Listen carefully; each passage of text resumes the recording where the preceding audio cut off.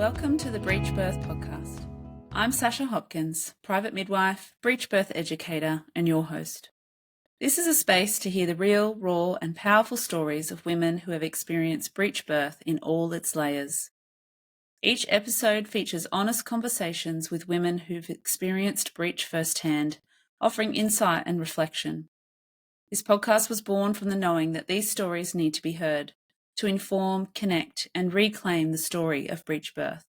Whether you're navigating breech birth yourself, supporting others, or simply curious, welcome and thank you.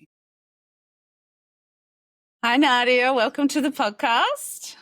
Hi, Sasha. And we have a helper today. So for those who can't visually see us, we have an 8-month-old little munchkin who's desperate to speak to us as well, trying to grab the microphone. So we'll see how we go. So you've had 3 of your 4 babies have been breech. Yes. And so a bit of context of background. What year were each of your babies born? 2013. That sounds right. I've got a 12-year-old too. Yeah. 13, 2015, 2020, and 2024. Beautiful. Yeah. And where were you located for each of those? Well, I was pregnant with my first originally on the Sunshine Coast, and then we relocated due to a job just outside of Toowoomba, Queensland.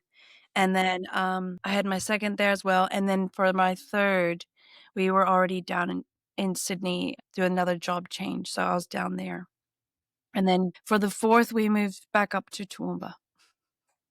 So 3 in Toowoomba, Queensland, and 1 in Sydney, New South Wales in Australia. And what kind of care did you receive in each of those? So with my first, I started with private midwifery and then moved to a group private midwifery when we relocated. And then my second, I hired another private midwife. And my third, it's complicated because we were in a bushfire when I was 36 weeks pregnant. So we had to relocate 2 hours around Sydney. And so I just felt there was no way I could find a midwife and with all the moving and stuff like that. So I ended up just going through general public care in the hospital. And then my fourth, I free birth. Awesome. So you have 3 stories to tell, which is amazing, and they're all very different. Yeah. Would you mind sharing a bit about your first breech experience, what that pregnancy journey looked like? Yeah, well, I do have a background of being a doula. So I'm originally from the States, and my long-term goal was to become a midwife. And I started out being a doula at first. And so that's where it probably planted the seed of wanting a home birth since I was a young adult. But when we found out that my first was breech, I actually had not done any research about breech or anything. So even in the late 3rd trimester where they first told me she was breech, I did try to research online my options and things like that. I didn't fear breech. I found I was an inconvenience kind of a thing. And I did live 45 minutes away from the hospital and where my midwives were. And I tried to, it sounds bad, but I tried to negotiate my options. And because their biggest fear from the last scan I had was she had 1 foot up and 1 foot down. And because of the distance, they were worried that if my waters were to break the onset of labor, that there would, be an increase of cord prolapse, which I understood and understood where they were coming from. So then I tried to meet in the middle and just say, well, if I can't be supported with a physiological birth, breech birth, then could you break my waters and see if she'll turn possibly and be in a better breech position. And worst case, if there is a cord, then you just wheel me in to have the cesarean that you're wanting me to have. But it just felt like, I don't remember. It was 12 years ago. They just kept having excuses and reasons why that wouldn't work. So, yeah, I just ended up having the guilt talk about if something goes wrong, would I be able to live with the consequences by me not having this elective cesarean? So that did it for me. I think I was 23 at the time and first time mom. And yeah, so I decided to have an elective cesarean with her. I think I was 38, 39 weeks pregnant with her. Yep. Oh, I forgot to say, I did try ECV at 37 weeks, and it was unsuccessful and extremely painful for me. It was painful. Very painful. Yeah. I know other women have an easy. Did they give you any muscle relaxants or anything? No? I was, at that stage desperate. So he tried one way and she only got about halfway. And then he's like, well, I can see it really hurts you. I can just leave it or we can try the other way. And I said, just try the other way. And she just don't get halfway diagonally, I guess you'd say. And so I had an elective cesarean with her. She ended up coming out with a kinked neck. Like she didn't have a straight neck. And they just put her through physio for a couple of months. And it wasn't until someone said, have you tried chiro? And I tried chiro, and within 2 visits, her head just went normal. Yeah, it's interesting in that setting they tend to do physio, but in the private world, a lot of other midwives are recommending osteo or chiro, and it seems to work quite well and quickly. Because the physio, was just doing exercises, but I didn't see a lot of progress. But the chiro, she just did, a couple of, not any cracking, obviously, on a baby. No, they're very gentle.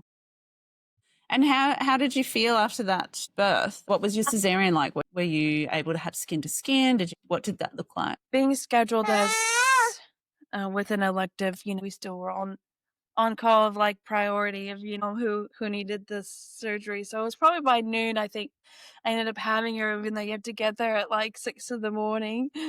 And I don't know. I feel like in general I had a pretty good team. Been to a couple of cesareans, so I'm not sure if I just was lucky that one of the extra staff that was in there, I felt like purely was just to make me laugh and distract me and keep my mood up because it worked. Or I was just high and just, Yeah, excited to meet your baby. Yeah. Unfortunately, I think I got one of the medicines. I have a feeling it was the morphine. Do they give you actually morphine? Not normally. They don't give you a spinal. Yeah, because I just was vomiting nonstop during the whole cesarean. Yeah, that can be the spinal anesthesia can make you feel a bit yuck. Yeah. And they do give you medication to help, but they had to give me another medicine for that. But that was probably the only worst thing about the whole experience was just vomiting. But no, I got skin to skin. Because I still had my midwife with me and she. So you still had a private midwife with you? Yeah. So she still came with us into the cesarean as well and really helped me get to see my baby in the recovery room and start breastfeeding because I really wanted that. Yeah. So I feel like it was a pretty good cesarean. The only thing, I did have some nerve pain for 4 months after the cesarean. Yeah, okay. And did you do anything to manage that or just resolved? No, I think just massage. Mm-hmm. I'm not sure if there was something else, but I didn't get to see anyone specifically for it. I did ask my midwives and they didn't really know what to say. Yeah, okay. Yeah, but my scar and healing and everything was pretty good, I feel. Perfect. And how was your husband around that birth and the cesarean? He's generally a quiet person. He's just was kind of going along with it. So you had a cesarean for your first, then your second was a head down baby? Yeah. And so you had a VBAC? Yeah. Yeah. So vaginal birth after cesarean, and that was with the same group midwifery practice? No, it was with a different private midwife, yeah. And was that a home birth or a hospital birth? No, we still lived out 45 minutes from the hospital, and I guess just didn't feel comfortable for a VBAC that far. Yep. But I did get to labor at her house. Oh, nice. A bit closer to the hospital? Yeah, because I didn't wanna go too early, but I also didn't wanna be driving the car, heavily in labor or say have a roadside birth. But that was, yeah, my first labor and everything, and it ended up being 5 hours. Okay. Awesome. Cool. And so then your third, do you want to tell the story from that experience so you feel pregnant again? Yeah, I forgot what year we moved down to Kangaroo Valley in New South Wales Mhm. for a job, and we were there for a few years, and then I ended up getting pregnant with my third. So there's a 2.5-year gap with the first two, Mhm. and then there's a 4-year gap with the second and third. Yeah, so I was looking at having a home birth there, but again, because of my husband's job, we live rurally. It was gonna be tricky trying to find midwife, but late in my pregnancy, the end of 2019 to early 2022, the New South Wales bushfires that happened to come through the camp that my husband worked at, and our house was one of the houses that was burned down. Very stressful. Yeah. Um, so again, this was 36 weeks. So we relocated up to Sydney, and I didn't know free birth was an option. I thought that in order to have a home birth legally, you had to have a hired midwife. And so I thought, oh, home birth is out again. And I'm like, never gonna have a home birth.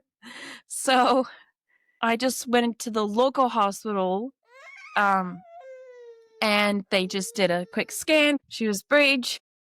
Yeah. And literally the obstetrician was like, okay, yep, I'll get your cesarean papers.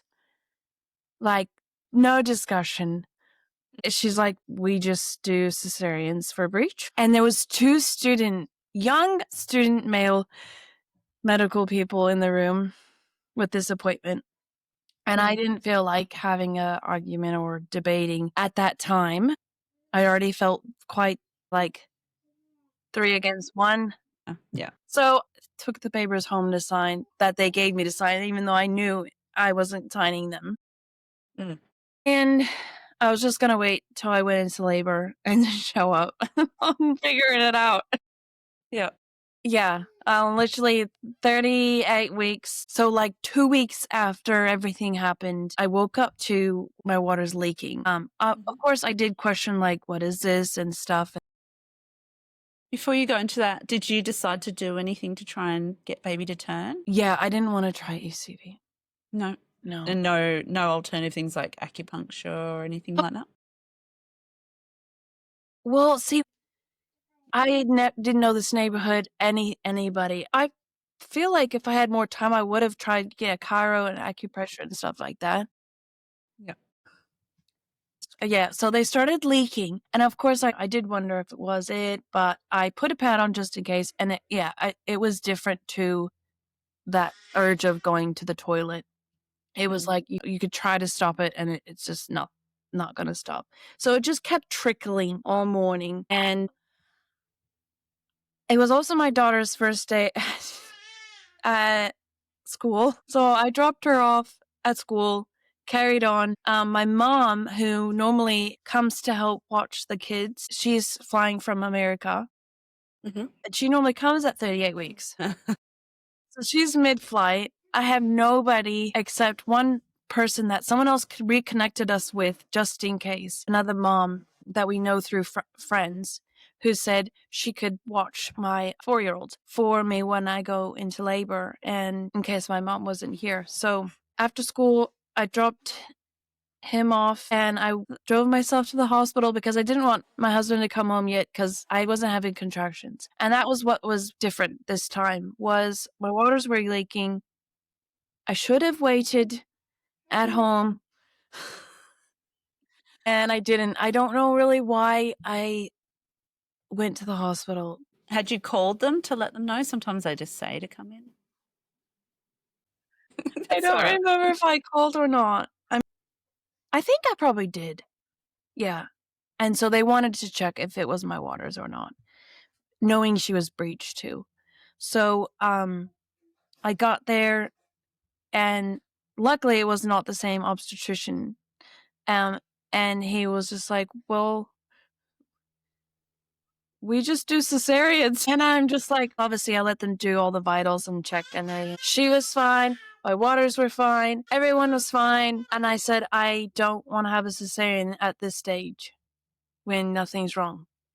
So they kind of were speechless, but I think we've obviously had some kind of conversation around getting a supportive breech obstetrician from Sydney who we could ask to take my care on, and I'd switch care. So it took a while, but he made some calls, which was really nice of him, while I'm waiting for labor to start. The midwives were great. I'm trying all the natural things to get contractions going. And then he finally came back and said one of the OBs that supports Breech will take you on. So I got Amazing. transferred in the ambulance, mainly just because they said we don't want you to go home because your waters are broken now. So what's the travel distance? 45 minutes. Okay. Yeah. Coincidentally, why 45 minutes seems to be a thing. Seems to be the number for you. And then I didn't go to the labor ward yet. I went to another part, and I was there overnight waiting for my contractions. Mhm. And did you get to meet the happened. doctor No, beforehand? didn't No? meet anybody. Okay. Yeah. Once I got moved to the ward, I still had no contractions, but because of the time limit of my waters being open, I did get transferred to the birthing suite now. And I got to meet my main midwife, and she was very supportive, very, very kind, very nice. Side note, I recognized her, and she was one of the midwives that was on the show One Born Every Minute that they did, Wow. Australia version. Yep. So I recognized her. She was all for letting me try breech and everything, getting me comfortable. And then I think around 34 hours after my water's been open, they kind of nicely pressured me into a corner and said the risk of infection going up now, and we really don't want to wait any longer without you either having an induction or having a cesarean. So they would offer an induction for a breech baby. Yes. Some hospitals don't offer induction for a Yeah. breech presenting baby. Oh, that's So crazy. it's nice to hear that there's a hospital in Sydney that does. Yes. Yeah. So I mean, what I know now, I wish I obviously would have just said no, but I consented to the induction just before that. I hadn't had any vaginal exams yet, but obviously before being induced, they wanted to confirm my waters were there, if there was any waters left and stuff. And then I was put on the drip at 3 p.m. and it was a 3-hour labor being induced, but I just labored in the room. The main midwife was in and out, but I think there was a student midwife that stayed within me the whole time. And I do remember just recognizing that feeling of the low pressure, and I'll be pushing soon. So I ended up getting the same position that I had with my head down. And I don't know if it's just was instinct or if it was just familiarity, but and hands and knees. And the midwife was so nice. She was like, you can stay in the hands and knees position. Like you can give birth however you would like, but do you mind getting on the bed just so we can see everything? Because I was on the floor at this point. And I said, that's fine. I'll get up on the bed, and then we raised the bed so I can lean over the end of the bed. Still at this stage, when I'm about to push, at that time, there was just the 2 midwives. Yeah, okay. When I started to push, my husband said there was about 10 people that came in. I luckily don't remember any of that. So, and I'm guessing one of them was the obstetrician that I never met. And Yeah, to be honest, I mean, yes, the labor was shorter and it was more intense compared, because I do get often, was it harder to, to labor or push out a breech? And I just feel like if I had never had a scan, I wouldn't have known the difference. Yeah, okay. And even with pushing, I never reached down. So, I mean, it was only until after, I think, and obviously seeing photos that she was breech. But I would actually say the ring of fire was still the head. So everything was out. So she came out, bum came, feet came out, arms came out. Frank Breech? Both legs, yeah. I never got to ask more details of like if they did a shoulder press or anything, because they didn't document that. So, but I do remember like just the gravity of Bob hanging out. I still ended up getting that bit of ring of fire with her head being the last thing to come out. That's fascinating that you still felt that after you'd already birthed the body. Yeah. Yeah. Because, well, I'll get to her story. The ring of fire was her body, not her head.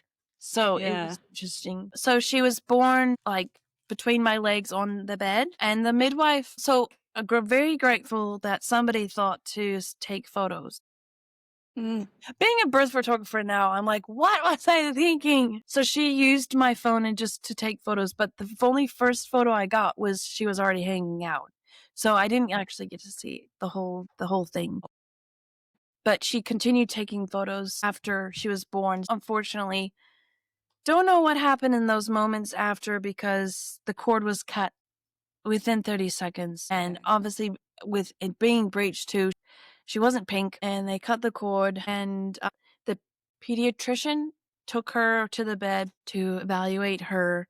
And it was my midwife. All of this is from what my husband had to fill me in, because I don't remember it. But he said he was looking her over, and then the midwife's like, "Okay, yep, she's good. You can give her back to mom now." And he's just like either ignored her or wasn't listening, or he's just. And so she had to actually tell him twice to give baby to me. Yeah, and then I finally was given her, and she was tiny. She was 6 pounds, being I guess 38 weeks too, but yeah. Yeah. 6 pounds. I still tore, so I ended up having second-degree tears with my second child and third child. The first 4 hours was great. She breastfed. Like, I was congratulated for letting them see a breech. And then, like, within 4 hours, something changed. I will say she had a fast heart. For you or baby? Baby. Yeah. So she was evaluated. They thought she had a fast heart rate, mainly just from the fast birth. So they just said, we'll keep an eye on it. Everything looked normal. She had a proper feed. Everything looked fine. And then something changed 4 hours afterwards. And the pediatrician came back in, and her ribs were still caving.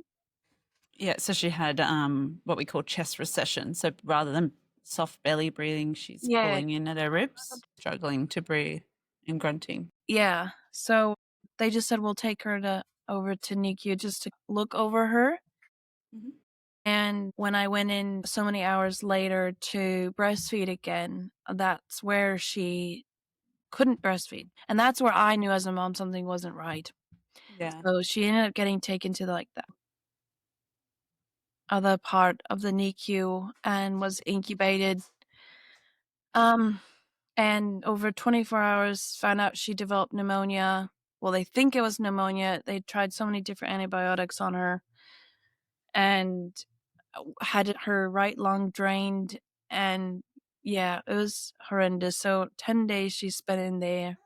I got to stay a couple of days longer just because they knew I lived far away. But then I think it was after 4 days I was discharged from the ward. And then it was like the 6th day on our way to go and see her, I developed a very high fever, shakes and everything. Something wasn't right. So my husband had to take me to the ER, and they thought it was a UTI, and I said, this is not I've had a UTI, this is not a UTI. Yeah. They gave me antibiotics and they concluded they think I had an infection of the uterus. So I don't know. I'll never know if they were ever related, what Mm. germ we had. Well, because you had that prolonged rupture of membranes, if it was maybe something to do with that for both of Yeah. you. Yeah. Yeah. And how was your husband with that birth experience? Okay, yeah, just because of with the other kids and my mom was still not around yet, I knew he'd trust me with whatever decision I ended up making, and obviously I was only gonna pull him away once I knew I was in labor type of thing. So when he did come, knowing they were gonna induce me at 3 o'clock, he was there for that. And like for the labor itself was fine. Cause I actually will add that first my VBAC that I had, he only made it 20 minutes before. Oh, wow. 3 hours was the longest he had to support me, so He turns up and you have a baby, boom. but I think it got a little bit stressful after the birth. It was probably alright those first 4 hours, but again, because Bob need to be in NICU, that was really hard for us all. Yeah, absolutely. It's a stressful time.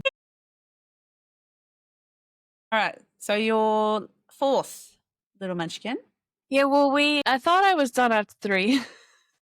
Yeah, I thought I was done. We moved back to Toowoomba, to Queensland to be closer to family. Yeah, I started a home birth group up here, and I will add, we did have a surprise 4th pregnancy, which ended up being a miscarriage. So that was my first experience with that. When I had my 3rd, I didn't know about free birth. It wasn't until the pandemic, Yep. due to the restrictions during the pandemic, I couldn't attend many hospital births at all, just very few. And that was usually because extended family couldn't come. And so I ended up either taking the woman to the hospital while the dad stayed home with the toddler. As a doula. Yeah, as a doula. Yeah. Yeah.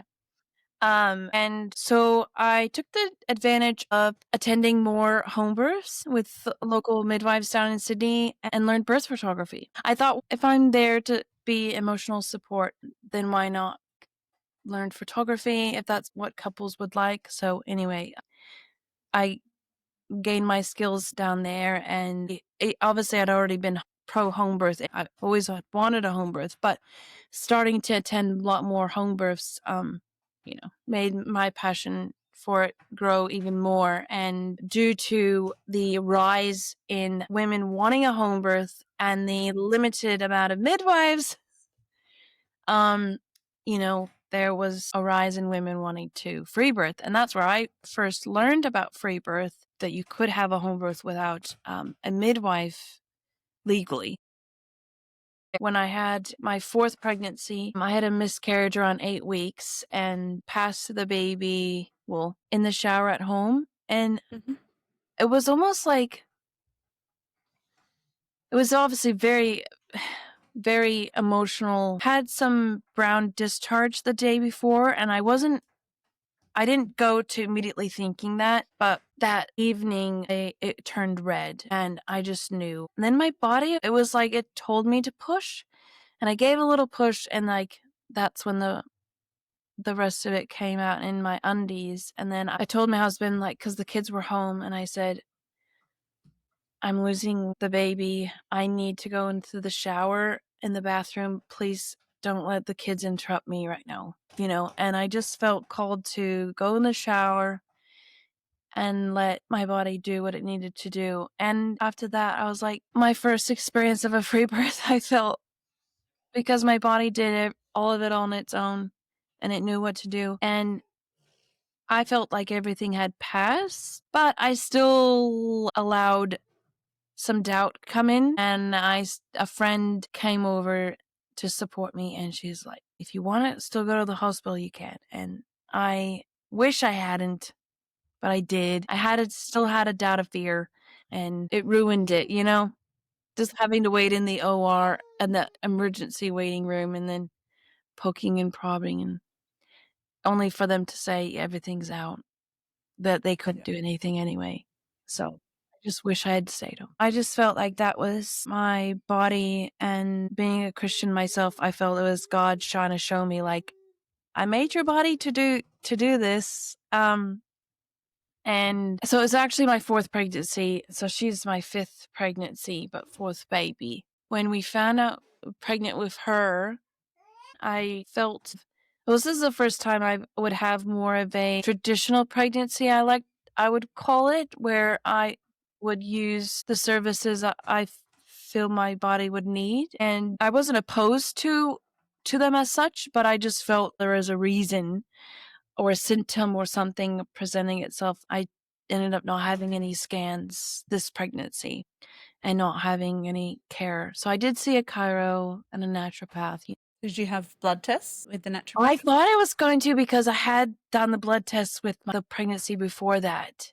And this time, I don't know, I just felt this tug that I didn't need them. So I didn't end up getting the blood results for this one. Yeah, so the pregnancy went fine. There was nothing that went off, and I just really boosted my nutrition and added in extra things that I felt was beneficial. So your third, you didn't know they were breech until they did an ultrasound. Did you have any feeling that they were breech, or you just... I will always remember my first, because towards the end, I really could literally put my hand Feel around the her head. head. Yeah, it was Yeah. quite obvious. But my third, I think it was still hard. She was small, but I was still surprised when they ended up saying she was breech. I got a fetoscope to listen to baby. I did my own mapping, belly mapping, and bundle height and stuff like that. Yep. So self-antenatal care. Yeah, did my self-antenatal care. Everything seemed normal. What was fascinating was I've experienced both the placenta being in the front and also in the back, because my son, towards the end, it was like an alien trying to come out. It was so obvious to see his limbs and stuff. But with this one, it's like, of course, the one birth that I don't have proof except a pregnancy test, this placenta's got to be right there in front. And I couldn't feel any movements until 25 weeks. That was hard. Very, very hard. And I could hear the placenta on the fetoscope. And it did start out low. And this is what I find very interesting. But I feel as my pregnancy grew, and I could hear the placenta, that it was moving, and it moved up, out of the way. So I had peace that I wasn't going to have a placenta previa, and obviously I didn't have any bleeding anyway in pregnancy to show any other signs. Literally leading up to the birth, I was having hiccups down in my crotch. No. Yeah. And I was hearing her heartbeat down there. Yeah. Amazing. So I was really confident I was having a head down baby. What did the labor look like? Did your waters break first? Yeah, well, I will mention I ended up hosting Dr. Stu to come out in September to Australia. Those that don't know, that's Dr. Stuart Fishbein. He's an American obstetrician who supports both breech and twins in the home. They have a podcast called Birthing Instincts, so highly recommend. Yeah, so he came out to Australia for the first time to teach his breech workshops, and so I wanted to go to that just because I intend to have breech babies, and I still, as a birth photographer, witnessing it at home births. So yeah, so that was great. I was like 35-ish weeks, I think, pregnant by the time we had the breech workshop. And again, we were all pretty confident. Bob was head down then as well. Yeah, and then so the labor looked almost identical to my third. It was like a test. We had just moved again because the house we were in at the time, the homeowners wanted to move back in, so we had to find somewhere else to live at 36 weeks. Luckily in the same town, though. So we finally got to settle in. I forgot to mention that my only spontaneous labor and birth, he came at 41 and 3 days. So that was your head down baby? Yeah. And he's a boy? Yeah. And so were all the Breeches girls? Interesting. Yeah. So my water was looking at 38 weeks. So part of me has always wondered, because I've obviously tried to investigate what was going on and why my contractions never came. And I resolved to either it was hindwaters that had leaked, because it wasn't a gush, but it was leaking. Or it could have been the fluid that's in between the two layers. And so it was the outer layer that broke and wasn't ready. So it's just one of those, we'll never know. And I'm actually grateful that my VBAC, obviously, knowing I could birth and, my body does know how to go into labor and have a baby, was luckily before that experience. So I knew my body could. So with this child, we settled into the new place. I would say I hadn't finished feeling quite ready to have a baby yet, but they don't wait sometimes. So How many weeks? technically, my water started to leak at 37 and 6 days. And I was just like, seriously, put the pads on, change them. They were luckily clear. They didn't smell. So I was 100% positive because my water's leaking. And actually, take that back, because it was 4 days my waters were open. And I had her on 37 and 6. So your waters broke 4 days before she was born. 4 And she was days. born at 37 and 6. Yeah. Yeah. And any contractions during that time? No. Nothing? The only thing was on the third night, because this is what helped me with my second, with my head down though. I did have a sweep. My midwife gave me a sweep, and then a couple of days later, I tried the breast pump, and then it's where my contractions started. It was at nighttime, and they were strong. I could count them, everything, and then they just stopped. Then nothing till the next 24 hours. I breast pump again, and this time I had them 5 hours later. So Yeah. obviously my body needs a boost of oxytocin to get things going. And so with this one, I was like, so day 3, the waters were clear. Not even bloody show or nothing. It was like just clear. And I still kept feeling her movement, So third night, I got the breast pump out and I started getting contractions. Straight away? Yeah, within 15 minutes, I was getting contractions. And I started to time them, and I think they were still like 10 minutes apart. And then eventually they just fizzled out, and I ended up falling asleep. So then the next morning, so this is now day 4. So it was on day 4. By 6 a.m., I started nipple stimulation. Mm-hmm.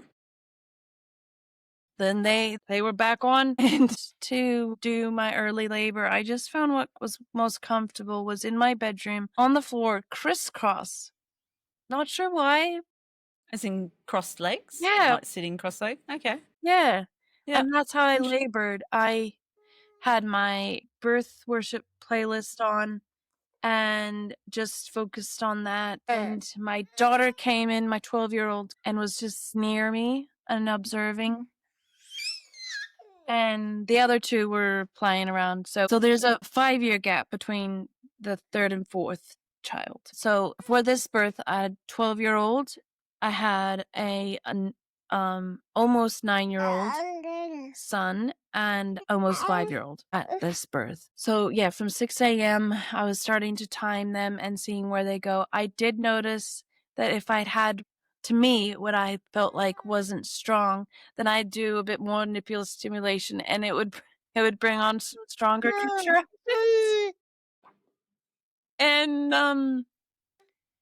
I finally let my birth photographer know, and and the people that were coming, that I was in labor. But some of them were coming from afar, and with my labor history, 5 hours from spontaneous, but then my third child was an induction, so that was 3 hours. So it is hard to know like if I would have a quick one or not. So they came over. I think they got here around 9 or 10 a.m. and they were definitely getting closer and getting stronger. But once they were here and those last couple of hours, they never got closer to 5 minutes apart, which was bugging me because I could feel they were getting stronger. But for some reason, I was still thinking for most people, they generally get closer and closer. I have attended one birth where the mother's normal was 5 to 7 minutes apart, all the way until pushing. So to me, I was like, I still think I had a ways to go because they weren't any closer than 5 minutes apart. So you were keeping an eye on the time? Yes, I was still timing them. Yep. Out of my my habits, out of my curiosity, even though I know I didn't need to do it anymore. So we set the pool up. I did try, the toilet. I tried other couple of places, but I really found the ones that brought on stronger ones was like on the floor with my legs crisscrossed. Yeah, wow. So once we were ready, I felt like they were on. Actually, I will say I went through a bit of a doubt, that doubt pod of labor that many women seem to have, because I felt bad that I might have called my support a bit too early because they, are still only 5 minutes apart. And I just had to have that little talk of like, we're here, we support you, and don't worry about us. We want to be here. That whole people pleasing. I had to have a little cry and worried about that. So once I had a good cry and that further surrendering of control, then I felt like they picked up even more. So still at this stage, I thought I was having a head down and got in the pool. I labored in the pool. I noticed I really am grateful for the photos and video that I did get from my team because it really helped fill in those gaps of, not remembering all the details. But my friend said that I apparently said that whenever my son would come in the room, I would have stronger contractions as well. Yeah. So he came into the birth pool when I was laboring and he held my hand. So I have photos of that and it was such a special moment. And my eldest never got in until I was pushing, but my younger two did in and out playing in the water. And I wasn't sure how I was gonna behave, how I was gonna tolerate the contractions with my kids because I've only had hospital births. I did say, I was like, okay, and this was in the pool and the kids were playing in the pool and stuff. I actually didn't mind. They were quietly playing in the pool in between contractions, but I did notice I had to say, like, you had to freeze when I have a contraction because it was the movement that was having it hard for me to concentrate. So I just tried to tell them it was a game. Yeah. I love that. Right before I got in the pool, I thought, okay, well, maybe Bob's position is, just slightly off. So leaning over the bed, had my friend use my rebozo to On your belly? on my like the shaking the apple tree. Oh, yeah, shaking the bottom. Yeah, so she did some bum kind of leaning inversion type thing. Just to see if that's why my contractions weren't getting any closer. I hopped in the pool and fast forward. I remember that same feeling I always get, that low blood pressure. Because up until time, I actually really enjoyed my labor. All of the work I've been doing since my last ones, and I just really had a positive viewpoint of contractions and the surges and, embracing them and all the work that they were doing. So I wouldn't consider it was painful. I mean, it was hard work, but I didn't feel them painful until I was pushing. Yeah, it was like that minute of doubt of like, I felt my hips were opening up and, I'll be pushing soon. And just that moment of insecurity, I guess, of like, I don't know if I can do this, because I started this whole time, I would say I was coping with it very well, and quite independently. Like, I didn't necessarily need anyone, but it seems to be a pattern for me, as I get towards transition or emergence phase. That's where I reach out for physical touch. And so at the time, because of my bedroom being so small, the pool was right there next to my bed, and my team was just sitting on the edge of the bed. And once I had that new contraction, that change, I reached out. But I must have had my eyes closed, because I just grabbed whatever was close to me. And I ended up grabbing my photographer's knee. And so then my other support came and grabbed my hand just to hold it. And then I think on the video, just before pushing, let out, some words. As a Christian, I did call out to God to be with me, even though I knew he was with me, but it was just, it's just nice to say it, I guess. So, and I really felt a spiritual shift in that moment. And when I started to push this time, because I didn't do it with the last breach, but this time I reached down in between my legs, and I was expecting there to be a head, and it didn't feel like a head. Did you realize that when you Yeah. felt it, or were you just I think confused? that's when I called out, and Yeah. I said, "Is it a head?" Yeah. But at that stage, they couldn't see anything yet from the position. I could feel something coming out, but they couldn't see it yet. Once I got a couple more contractions and my body was just pushing, I could feel just this long thing just kept coming, I didn't feel a round and then, a narrow bit. It was just long. And that's where I knew it was breech. But they're trying to say that they think, I think she actually said, my photographer said, that first she thought she saw eyes. Yep, it's eyes. I see eyes. And then I see a nose.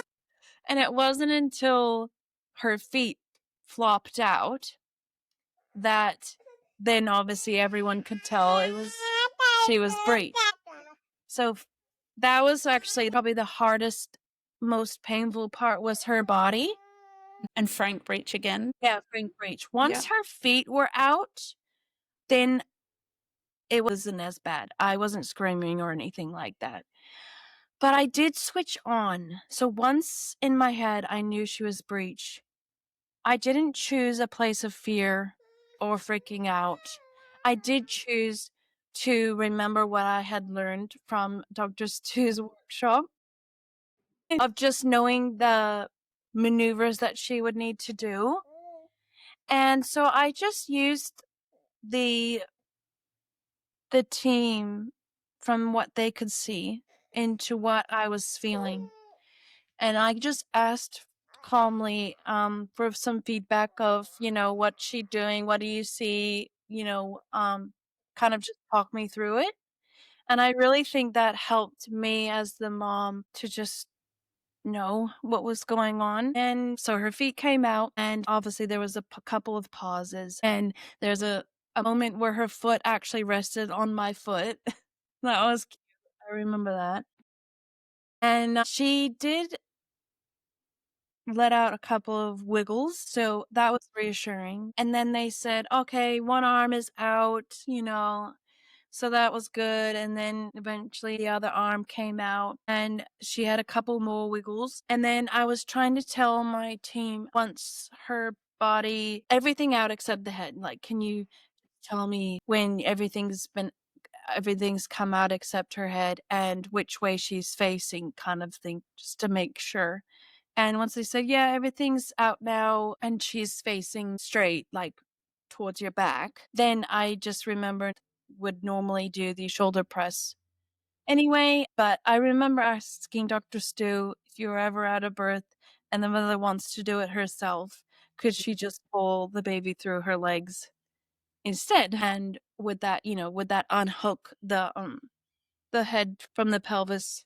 So I did that. I just remember pulling her body through my legs, basically. Like from holding the shoulders? So I grabbed whatever I could reach, Yeah, okay. and then as she literally flopped, her head was the easiest because I was still expecting it to be the hardest part, Yeah, and it was actually the easiest, and it just flopped right out into the water. And so then I carried it through my legs, but I wanted to turn around. So I still then turned around, and she had a short cord and initially was just going to obviously bring her to my chest, but there was a tug. So then I looked and noticed there was the cord around her neck and her shoulder. Now, so I just yeah, untangling her under the water. Her eyes are wide open and she's doing the startle reflex. great. Good signs of reassurance. Yeah, well, my almost 5-year-old daughter in the video is like, "Come on, mom, go get the baby." And I'm like, "I'm untangling her first." They were all very excited because we didn't know her gender either. And I, yeah, untangled her, and then I sat back against the pool and brought her to my chest. She did have vernix, and she was purple blue, but her eyes were open. And yeah, it was just relief. It's over kind of a thing.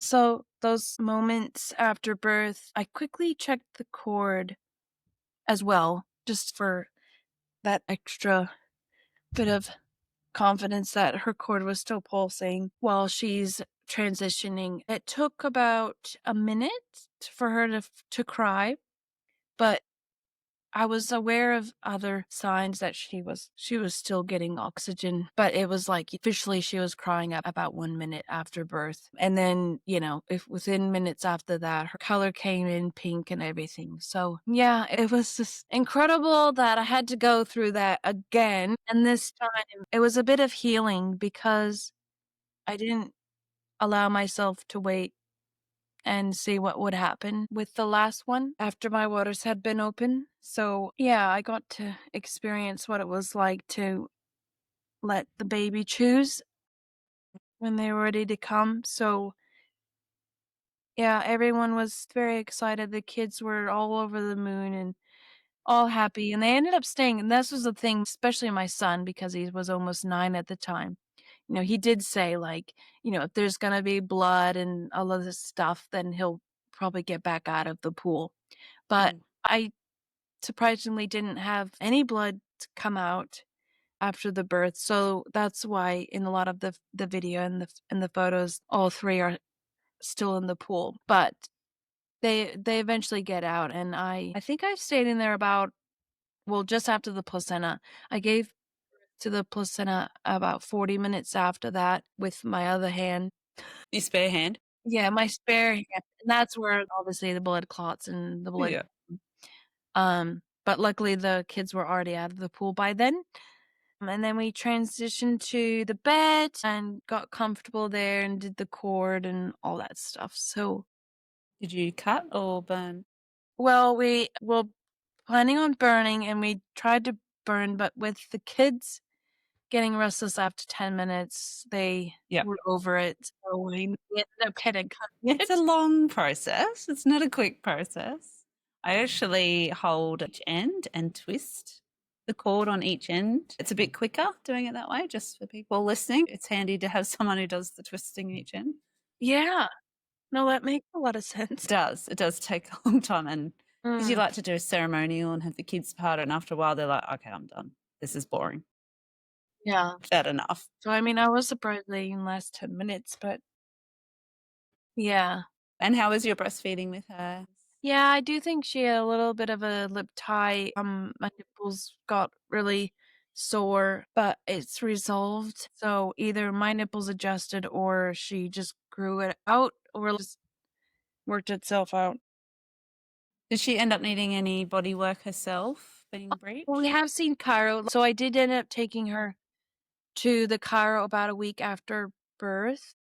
And then because they can't diagnose if she'll need hip, so then I then took her to the GP to do a proper hip check being breech.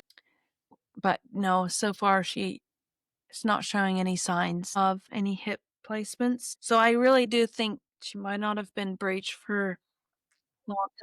Whereas my Yeah. third, she was breech for at least a few weeks, and she ended up also needing up to wear a brace for 6 months. Yeah.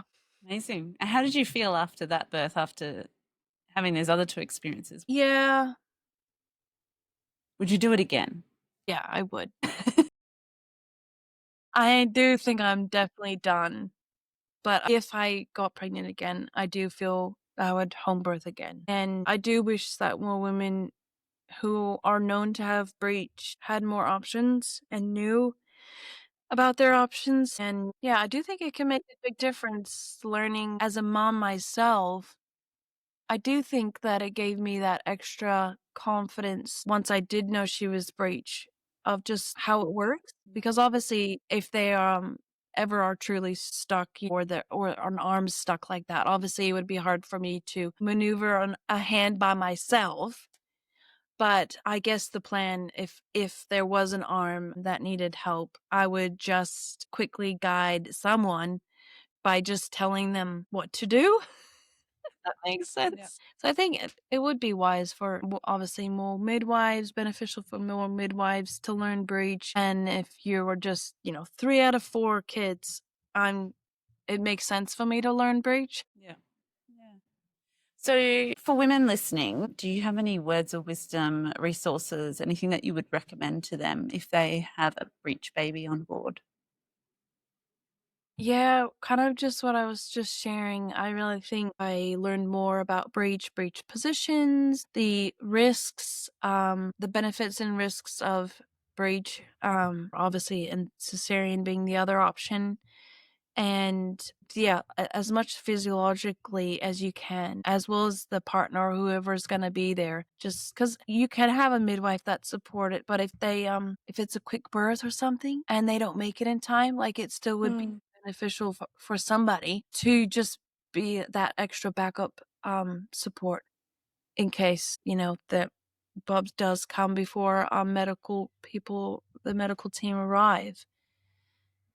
And You said you hosted Dr. Stu. So, how did you know about him? I don't remember when or where, but I started following him from his podcast and listening to his story and his episodes that he does with another midwife in America. And I mean, yeah, so listening to other breech stories because they're all gonna be different, even if the baby comes in the same position. The time's gonna be different, how long waters have been open for, or if there's meconium, and there's so many different factors. So the more stories you hear, I think the more prepared that you can be. Also, I really feel trusting the baby. I did spinning babies as well, and I'm all for making sure the mother's body is aligned and, Cairo and all that we're providing the most optimal space for babies to turn and to find the birth position that they think is best for them. Um, and even in labor, I'm not saying to not do anything to change their position, doing rebozo or doing some different positioning might be helpful. But I would never be angry towards my baby for being breech and blaming them and trying to force them to change, because I do feel that some women who've tried the ECV and it's worked, and then they've been able to have a head down vaginal birth, then that's great. But I think it's still individual for the woman. If she just doesn't feel right to try that, then to listen to that, because there are still risks with ECV. You could end up harming possibly where the placenta's attached, and all the factors, or where the cord is. Those are things that all play in a bigger picture. So you want to have peace, I guess, going that far to turn a baby.